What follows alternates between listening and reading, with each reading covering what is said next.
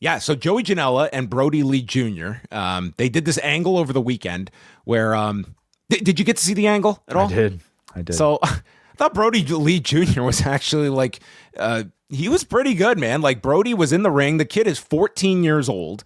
And basically Joey Janela turned him down and said, in a couple of years, we can do this. And then Brodie called him Megan Bain's bitch.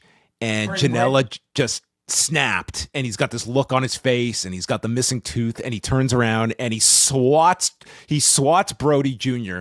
And he has this moment where he's like, he can't believe what he's done, picks him up and tombstones Brodie Jr.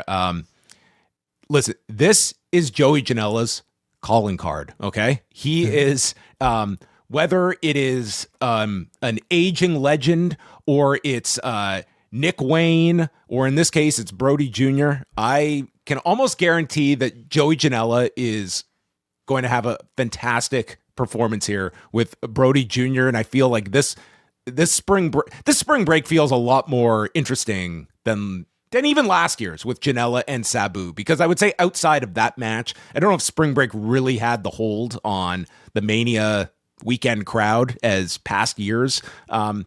I don't know if this one does either to the same extent of the big years of spring break, but you can classify me as interested to see these two presentations that we have so far for spring break. I think it's a lot harder these days for like a non-WWE event to really get that much more traction in terms of attention because of all the WWE stuff that's already out there. It's such an oversaturated weekend, but I think stunt matchmaking is what this event has sort of made its name on.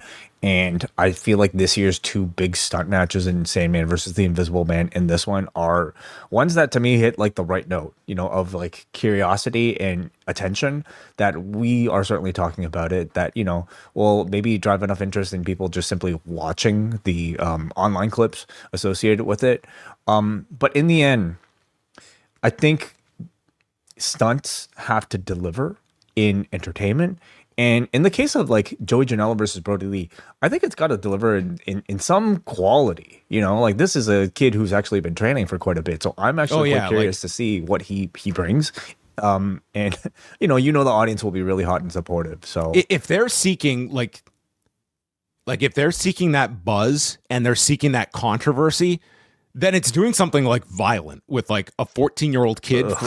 Well, that's the exact reaction that they want out of that way, is like, that is what they want. It's something that is going to make you freak out the next day and is going to have everyone on wrestling Twitter divided about how horrible this is or championing this type of thing. I don't know if I necessarily need blood for this. I feel like something like that pile driver was already more than enough to garner that sort of reaction while still being like okay with it all. I mean, we all know like the reaction to like Kenny Omega versus, the child that's already out there. That's already enough to garner this is going to be reaction. Like, there will be a lot of pushback towards this because of those optics, but I think they're expecting and wanting that. I think that's what they're aiming for here. Sure. Yeah. I'm looking forward to it.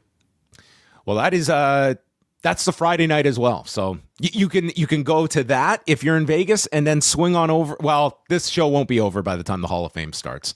That's kind of a weird doubleheader for one night if you're in Vegas, to go from one to the other. Somebody will do it. I heard the Invisible Man, though, is probably going to make it to the Hall of Fame after his match. For an induction, perhaps. Yeah. I was told to look out. He might be spotted.